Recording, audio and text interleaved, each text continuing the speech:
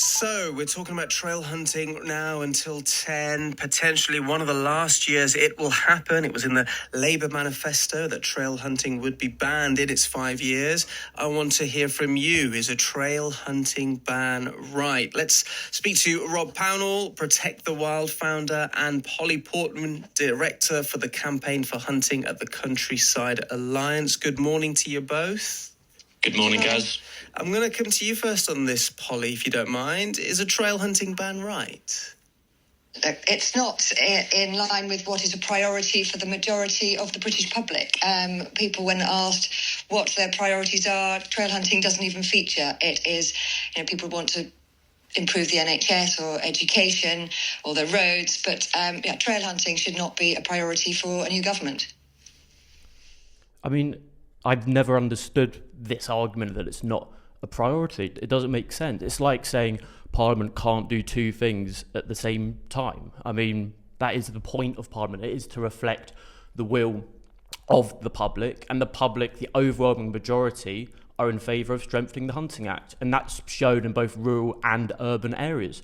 The reality is this: trail hunting is a sham. It's a cover for systemic law breaking and cruelty. Only about 10% of hunting days are monitored by the public, yet last season alone Protect the Wild reported over 300 foxes and 150 deer chased by hunts. This isn't about a few bad apples, it's about stopping the relentless hunting of wildlife happening all over the country. And I've spent a decade on this because I'm frankly sick of seeing wildlife torn apart by hounds. I've had to comfort a lady whose life was devastated after her rescue cat was mauled to death by hounds on her front drive. The hunter threw her lifeless body over a neighbour's fence to try and hide the evidence. And just last month, a colleague of mine met someone left traumatised after seeing a fox savaged against a garden fence. The public is seeing the reality of hunting more than ever, and even Chief Constable Matt Longman, the lead on fox hunting, said, and I quote, "The Hunting Act is not working effectively and illegal hunting is still common practice. I know it,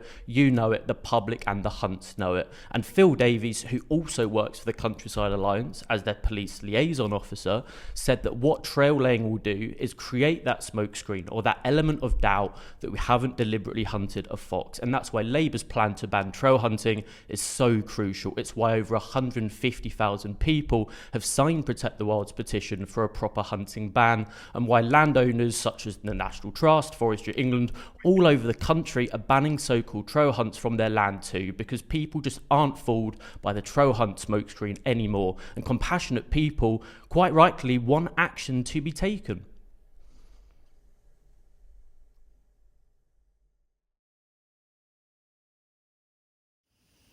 Polly? Hello? Yep, sorry, I'm not hearing any, I'm hearing a bit of conversation there, but I'm not hearing anything from the station. Sorry, so I don't know whether there's something wrong with my... No, not at all. I was just waiting for yourself to have a chat with Rob. Look, Rob just needs to get some of his facts right. Look, Phil Davies does no longer actually work for the Countryside Alliance, that's irrelevant, but... hunting is taken out. 12,000 days hunting take part a season. And there are a handful of incidents, as Rob has identified, that some occasions they have seen wildlife being chased in the countryside. Wildlife can get disturbed in the countryside. Just because it's disturbed doesn't mean they're being chased, or being pursued, or illegal activity is happening. You're going to see wildlife in the countryside. Hunts go out. They intend to trail hunt. They operate under the Hunting Act 2004, which has been in place for 20 years. And if there were going to be illegal activity taking place constantly, there would be more evidence of this. And there isn't any evidence to suggest that there's not compelling evidence to suggest that hunts are going out and breaking the law. Well, I mean, to that, I'd say if you were saying I'm just handpicking the worst hunts to make hunting look bad, well then let's look at the British Hound Sports Association. They're the governing body for trail hunting that was set up to save the reputation of trail hunting. Well, they recently posted a 12-minute video to demonstrate how trail laying takes place, showcasing 5 of their most squeaky clean hunts, laying trails, except the awkward part is it takes 5 minutes of research to show every single one of these flagship hunts has a very dodgy past. The Barlow hunt were caught on camera killing killing a fox. The Holcombe hunt have killed a hare. The South Notts hunt got so out of control that one of their hounds was struck dead by a car on the A1. A supporter of the Fernie hunt attacked a hunt monitor with a hammer. And the 5th hunt, showcasing trail hunting, the Zetland hunt, was seen just a couple of months ago hunting a fox in someone's garden.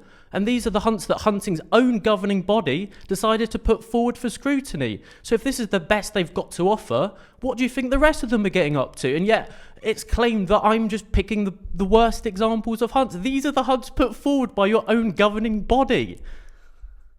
Well, you can take that up with the British Hound Sports Association later, because they're coming onto the record on later. But there are over 200 packs of hounds across the country, and some of them are nervous. Some people are not keen to go out and have their faces put in public because they are targeted by saboteurs and activists. Their businesses are targeted, their homes are targeted, and they might not want to be put up as being showcasing for hunting, but there are 200 packs of hounds more than registered with the British Hound Sports Association, and they're going out regularly, as I say, 12,000 days a year. And if there was any evidence to suggest that hunts were routinely breaking the law, that evidence could go forward to the court. We support lawful hunting activities that comply with the Hunting Act and the legislation and all other legislation that they have to comply with.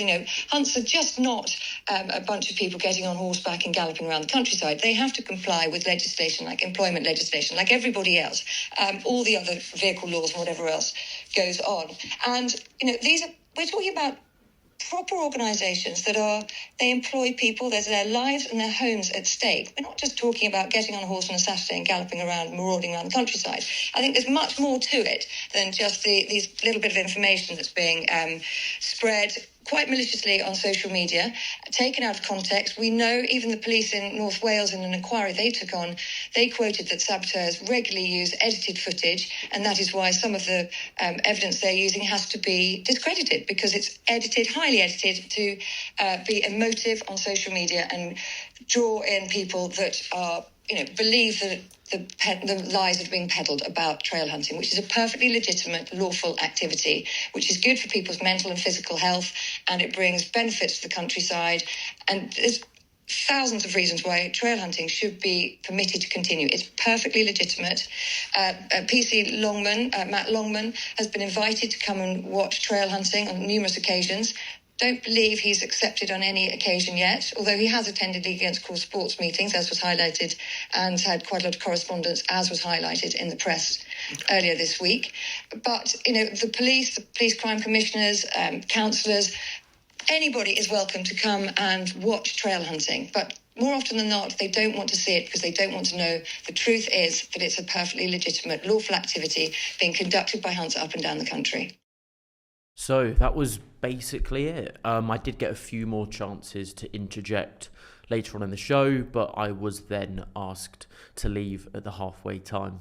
So what do you think? I'm keen to hear your thoughts on this one. Please do drop a comment down below. I'll give it a read. What I will say though is I appreciate the fact Polly did let me speak without any interruptions. I obviously disagree with pretty much everything she stands for, but I do respect the fact we were able to have a fair debate, albeit most of my points were not actually directly addressed, as I'm sure you heard. I'm sure this won't be the last time I go up against the pro-hunt lot, but I was really happy overall with how it went and that I was able to get across all of the key points. If you've not already, please do subscribe to us here on YouTube. We upload once or twice a week now, and it's the best way to ensure you don't miss a video.